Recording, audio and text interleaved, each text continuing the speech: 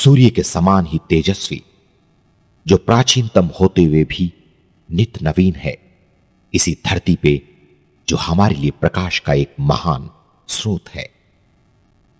वो एक ऐसी शक्ति है, एक परिवार है, जो समाधान है, तारणहार है, जो हमें ऐसी असमय होने वाली बर्बादी से बचा सकती है। धेनु धात्री तथा पितृ सप्तस्त्री मातरि स्मृता। There are 7 mothers according to Vedic civilization. Dhenu, the cow is also mother. अनादिकाल से गोवंश सेवा, पूजा, सम्मान एवं प्रेम का पात्र रहा है। कई दृष्टियों से गाय हमारी मां से भी बढ़कर है। भोजन से पहले गोग्रास का प्रबंध करने की अनिवार्यता वाली परंपरा इसका ही प्रतीक है।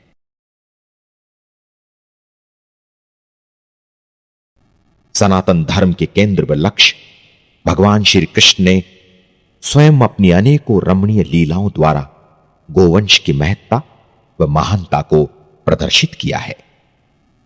अनेक वैदिक मंत्र उन्हें गौ हितैषी के रूप में संबोधित करते हुए नमन करते हैं।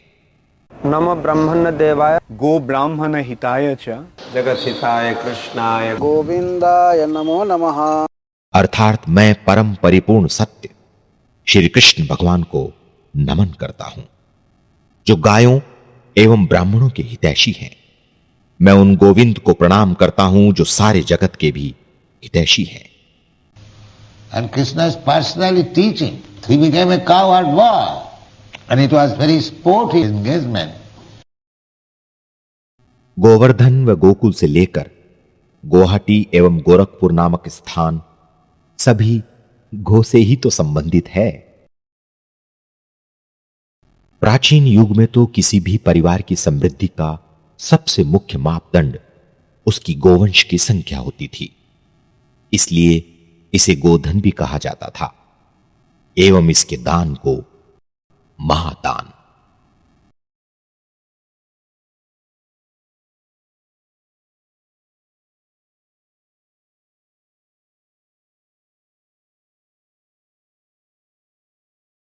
इसके आध्यात्मिक महत्ता के साथ इसके आर्थिक एवं स्वास्थ्य संबंधित उपयोगिताएं इसका प्रमुख कारण रही है।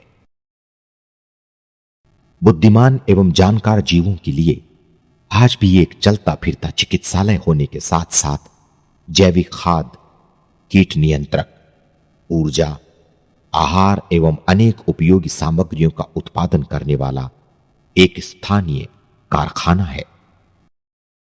इसकी सबसे बड़ी विशेषता तो यह है कि इसे ईंधन के लिए पेट्रोलियम, तेल या कोयले की आवश्यकता नहीं पड़ती। केवल जल, घास एवं धूप पर्याप्त है। उग्र मशीनीकरण से दबाए जाने पर भी आज तक उसकी शक्तियां जगमगाती हैं। वर्तमान शहरीकरण द्वारा नकारे एवं निकाले जाने के बावजूद हमारी प्राचीन अर्थव्यवस्था का यह आधार निश्चित रूप से ग्रामीण जीवन का एक महत्वपूर्ण अंग तो है ही। सुलभ, प्रभावशाली एवं दुष्प्रभाव रहित औषधि की दाता होने के कारण अनेक विशेषज्ञों के अनुसार यह हमारे शहरवासियों के लिए भी अत्यंत आवश्यक है। इंसान हर घर में अगर गाय ला के रख दे तो कभी बीमारी नहीं होगा। वो चाहे वो मंदिर हो, तुलसी हो अथवा गाय। वैदिक संस्कृति में पवित्रता के किसी भी सूचक को झुककर प्रणाम करना, स्पर्श करना एवं परिक्रमा या प्रदक्षिणा करने को अत्यंत शुभ एवं शुद्ध करने वाला माना जाता है। भूतपूर्व न्यूक्लियर वैज्ञानिक डॉक्टर मानेन मूर्ति की खोजों के अनुसार गाय के शरीर में से कई ऐसी ऊर्जाएं प्रवाहित होती हैं जो कि मनुष्य के कई रोगों को तो सिर्फ उसके निकट रहने पर से हर लेती हैं।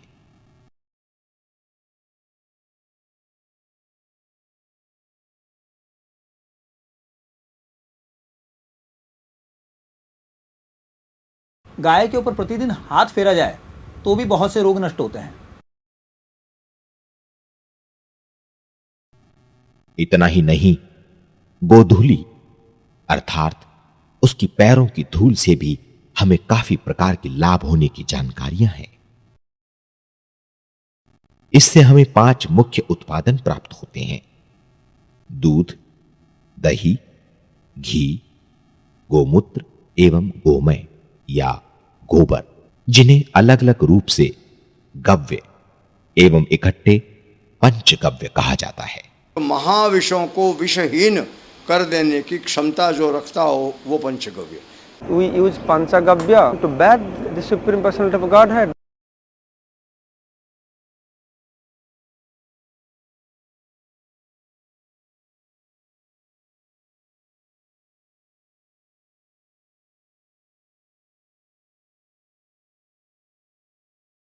स्वतंत्र रूप से अथवा नीम, ज्वार, आंवला जैसे प्राकृतिक द्रव्यों के साथ मिलकर ये अत्यंत प्रभावशाली औषधियों, जैविक खाद, कीट नियंत्रक एवं धूप, दंतमंजन, साबुन, शैम्पू जैसे अनेक घरेलू सामग्रियों का निर्माण करते हैं। संस्कृत में दुग्ध या दूध उसका सबसे प्रसिद्ध गव्य है। इसके असाधारण खाद्य एवं औषधि गुण का कोई विकल्प नहीं है। वेदों ने इसके दूध का गुणगान अमृत कहकर किया है एवं आयुर्वेद इसे सभी दूधों में श्रेष्ठ बताता है। इसके गुण मधुर रस, मधुर विपाक, शीतवीर्या एवं लघु है। अगर उचित ढंग से ग्रहण किया जाए तो यह मस्तिष्क, हृदय, पेट, लीवर, किडनी, रक्तचाप एवं शरीर की लगभग सभी प्रणालियों के लिए एक श्रेष्ठ प्राकृतिक औषधि है। अनेकानेक आधुनिक अनुसंधानों ने भी इसकी गुणवत्ता की पुष्टि की है। Milk from the indigenous cows is therapeutically better. It has got medicinal values. The big-sized fat globules from the buffalo milk are not as efficient to reach the human brains through our veins as the small-sized from indigenous cattle are available and are able to support us in our thinking, in our working. It is very useful for the younger children and also for the elderly people in the family, because for nutrition, for the digestion aspects, the smaller size is better. Dull brain cannot understand what is spiritual knowledge. If you get milk products, you can prepare so many preparations full of vitamins which will nourish your brain. अन्य कई अति आवश्यक तत्वों के अलावा ये cancer व ads जैसी भयानक बीमारियों से बचाने वाले कैरोटीन व मोनोसैक्रिन जैसे बहुमूल्य द्रव्यों को उपलब्ध करवाता है। मानव मस्तिष्क की नव सेल्स के विकास के लिए ये एक बहुमूल्य उपहार है एवं मां के दूध के बाद शिशु के लिए ये ही सर्वोत्तम आहार भी है। गोदूध से ही प्राप्त गोदधि अर्थात दही एक और अति प्रसिद्ध गव्य है, जिसका भारतवर्ष में अलग से अथवा भोजन के साथ काफी प्रयोग किया जाता है। यह शरीर में पाचन क्रिया के बाद पोषण तत्वों के अवशोषण में सहायता देता है। इसके गुण इसके स्वाद के साथ बदल जाते हैं। जब यह मधुर होता है तब यह वात को कम कर कफ को बढ़ाते हुए शरीर में स्थूल को बढ़ाता है। जब यह खट्टा होता है तब यह पित्त और कफ को बढ़ाता है।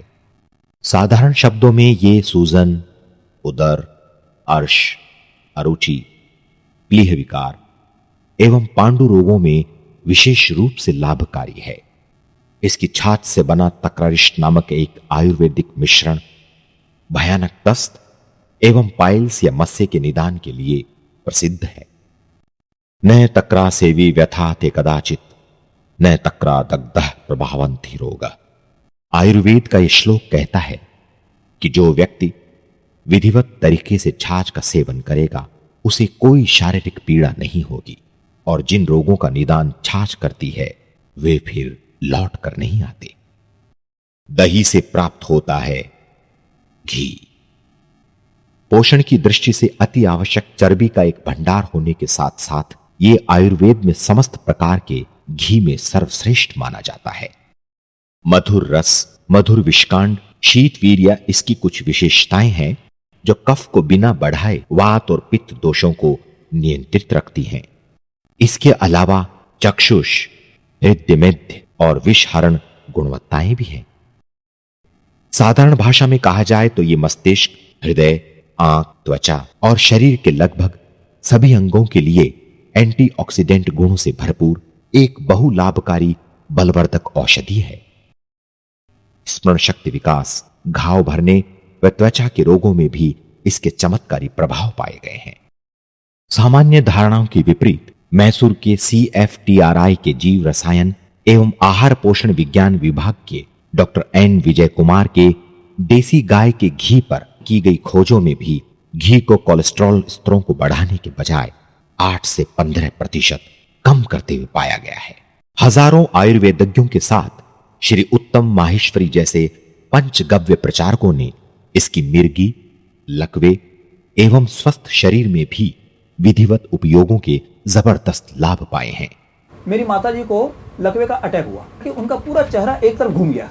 उसी समय मैंने गाय के घी की 2-2 बूंदें गर्म करके उनके नाक में डाली। 15 मिनट में ही मस्तिष्क को इतनी प्राण शक्ति मिल गई कि उनका लकवा ठीक हो गया, उनका चेहरा वगैरह एकदम नॉर्मल हो गया। अगर उस समय मेरे घर में ये गाय का घी नहीं होता, वो ब्रेन के जो सेल्स है वो डेड हो जाते और उसके बाद उनका आधा शरीर बेकार हो जाता। फिर धीरे धीरे कई महंगे उपचार करने पड़ते हैं, कई साल निकलते हैं, बहुत कष्ट उनको भुगतना पड़ता और तब जाके कहीं उनकी स्थिति सुधरती। लोनावला के सुप्रसिद्ध डॉक्टर तंबी तो हार्ट ब्लॉक तक को हटाने में इसका सफलतापूर्वक उपयोग करते हैं। इसके अलावा भी छेना, मक्खन, पनीर जैसे दूध के कई उत्पादन हैं जो अनगिनत स्वादिष्ट मिठाइयों एवं पौष्टिक आहारों का आधार है। राष्ट्रीय दुग्ध विकास बोर्ड के अनुसार सन 2006-2007 में भारत का कुल वार्षिक दूध उत्पादन 10 करोड़ टन से भी अधिक था, जो उसे विश्व भर में प्रथम स्थान पर पहुंचा देता है। इसका 40% से भी अधिक दूध गायों से आता है और उसमें भी लगभग 70% दूध डेयरी का न होकर किसानों से आता है। आश्चर्यजनक नहीं है कि भारत के करोड़ों परिवारों की इस पर भारी निर्भरता है और वर्तमान परिप्रेक्ष्य में गायों को पालने के पीछे यही सबसे मुख्य कारण है। मगर क्या आपको विश्वास होगा कि इतने चमत्कारी गुणों के बावजूद वैदिक संस्कृति में अनेक दृष्टिकोणों से इससे भी अधिक महत्व गोवंश के मूत्र एवं गोबर को दिया गया है। ऋषि मुनि, साधु एवं शास्त्र सदियों से उनका गुणगान करते आ रहे हैं।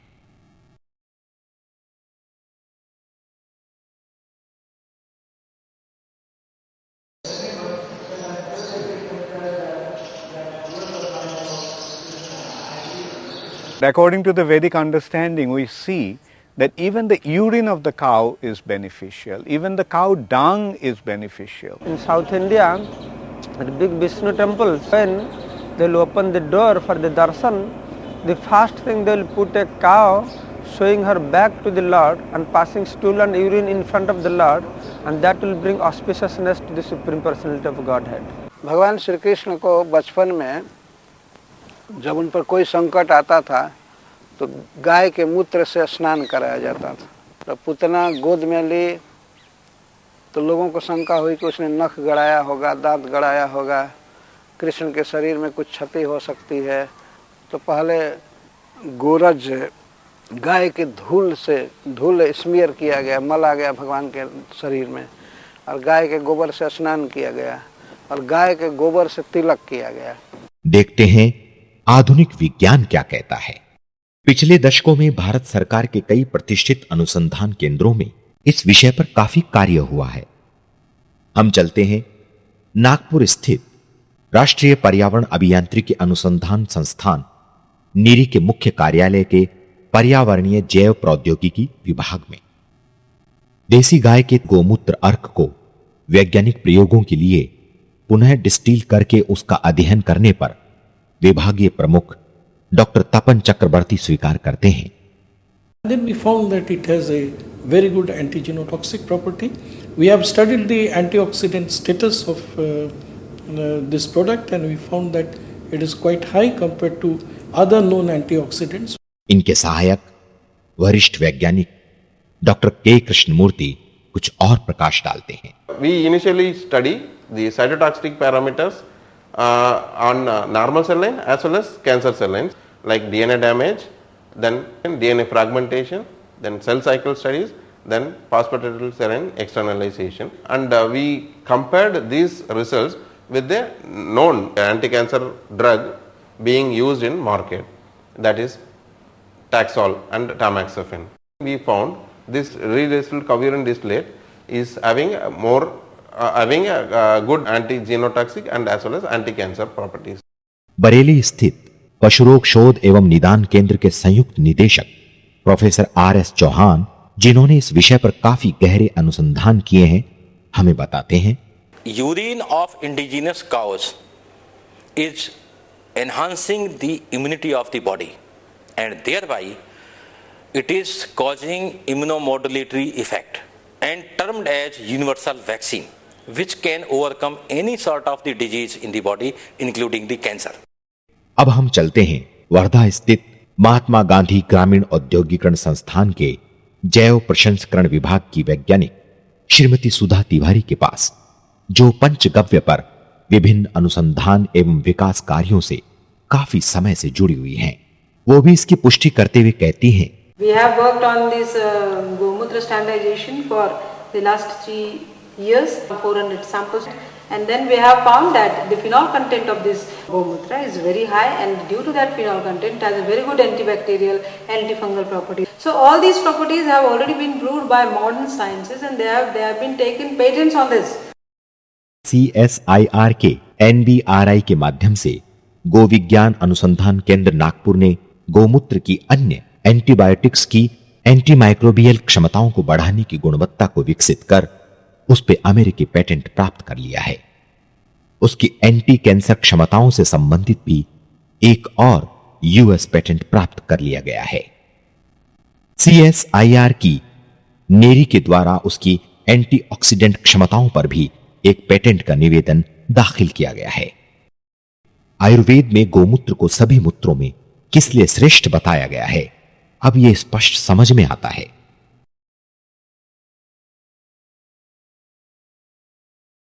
Gomutra is Kaphavata Hara. It is Lekhana, reduces obesity, Kushtagma. It alleviates skin disorders like eczema, psoriasis, leukoderma. It is also hypocholesterolemia.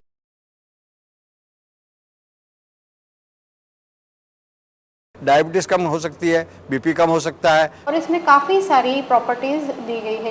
Ayurveda की दृष्टि से इसके गुण लघु व तीक्ष्ण है, रस कटु, तिक्त व कषाय है, विपाक कटु है, वीर्य उष्ण है, ये कफ वात शामक व पित्तवर्धक है। साधारण भाषा में ये नेत्र रोग, वात रोग, प्लीहा, सूजन, कब्ज, किडनी विकार, कुष्ठ रोग, श्वित्र यानी सफेद दाग, विविध त्वचा विकार, कांस, बवासीर, पांडु, कमला, उदर रोग, श्वास यानी दमा और मुख रोग इत्यादि रोगों में अत्यंत लाभदायक है। गोमूत्र की 3-4 बूंदें कान में डालने से कर्णशूल यानी कान का दर्द कम होता है। मूत्र संस्थान से संबंधित रोगों में गोमूत्र का प्रयोग अधिक प्रशस्त है। पाचन होने के कारण यह पाचन संबंधित आर्थराइटिस में भी लाभदायक है। अपने लेखन गुणों की वजह से यह मोटापा भी कम करता है। निश्चित रूप से ये एंटी कैंसर तो है ही। 155 रोग को गोमूत्र से ठीक कर सकते हैं हम लोग।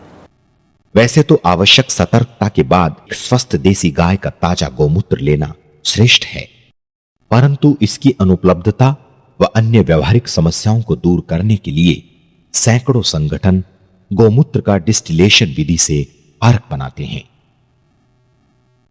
गोमूत्र अर्क कई महीने तक टिकता है व कभी भी कहीं भी उपलब्ध हो सकता है। अर्क के अनुपात में आप अन्य दवाइयां देते हैं तो वो बहुत ही जल्दी शरीर में अपना असर दिखाती है।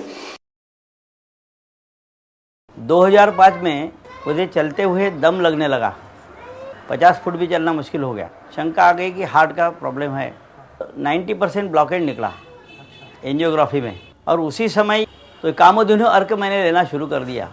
ऐसा परिणाम हुआ कि मेरे शरीर की प्रतिकार शक्ति बढ़ गई, और जो भी मैं दवाई ले रहा था या जो भी एक्सरसाइज कर रहा था वो मुझे एकदम से फिट होने लगी और आपसे आप मेरा ये सब दम लगना ये सब बंद हो गया। मेरे को यूरिन में एक बार ब्लड की शिकायत हो गई थी, लेफ्ट किडनी में स्टोन हुआ था। मेडिसिन शॉप में जॉब करता हूँ मैं, आर्यन मेडिकोस करके, तो वहाँ पे उन्होंने मेरे को रेफरेंस दिया। तो फिर गोविज्ञान में मैं इलाज करवाने आया, फिर उन्होंने मेरे को गोवर को धनवटी करके आता है वो दिया। 4-5 महीने कंटिन्यू उसको लिए है, कंफर्म करने के लिए क्लियर हुआ कि मतलब कुछ इफेक्ट हुआ कि नहीं मेडिसिन का, इसलिए मैंने सोनोग्राफी की है। तो सोनोग्राफी में देखा कि पूरा क्लियर हो गया करके, मतलब 400-500 में मेरा पूरा मतलब स्टोन क्लियर हो गया। 5 साल पहले मेरी सारी चमड़ी सफ़ेद दागों से पूरी थी और सिर्फ गौमूत्र के सेवन से ही आज एक भी सफ़ेद दाग मेरे शरीर पे नहीं बचा। गए साल की बात है कि हम अपने खुद की बॉडी की चेकअप करा रहे थे और हमने देखा कि सोनोग्राफी में हमारा लिवर जो है थोड़ा सूज गया था। इस कंडीशन को कहते हैं फैटी लिवर। हमने 5 ml गोमूत्र अर्क लेना शुरुआत किया, पानी 1 गिलास पानी में डालकर। हमने इसको 6 महीने लिया। 6 महीने के बाद हम सोनोग्राफी कराने गए तो हम देखा कि हमारे लिवर जो है वो काफ़ी मात्रा में 50% से अधिक उसमें चर्बी जो है निकल गई थी। मैं स्वयं भी अपने पेट की कुछ बीमारी के लिए कई सारे इलाज करता रहा, किंतु अंत में गोमूत्र के सेवन से ही मेरी वो बीमारी का हल मैंने ढूंढा। मेरे सर के जो बाल थे पूरे के पूरे सफ़ेद हो गए थे। जो मेरे संबंध में है उन लोगों का कहना है कि आपके बालों में कालापन आ रहा है। सिर्फ 1 चम्मच अर्क भी अगर रोज सुबह ले लेते हैं वो भी अपने लिए बहुत अच्छा होता है। शास्त्रों में यहाँ तक कहा गया है कि यदि आपको सोने के सिक्के दे करके भी यदि गौमूत्र खरीदना पड़े तो आपको गौमूत्र अवश्य खरीदना चाहिए। आयुर्वेद की विषैली औषधियाँ जैसे गंधक है, पारा है, धतूरा है, संख्या है, गौमूत्र में ही इनका शोधन होता है, विष तत्व नष्ट हो जाता है। आज जो फर्टिलाइजर और पेस्टिसाइड की वजह से हमारे शरीर में केमिकल्स घुस रहे हैं, इन केमिकल्स को गौमूत्र बाहर निकाल देता है। इसलिए आज के युग में तो प्रत्येक व्यक्ति को प्रतिदिन गौमूत्र का सेवन करना ही चाहिए, चाहे वो बीमार हो चाहे स्वस्थ हो। मधुमेह, उच्च रक्तचाप, पथरी, चर्म रोग इत्यादि का एक शक्तिशाली निदान घनवटी भी अर्क प्रक्रिया के द्वारा ही प्राप्त होती है।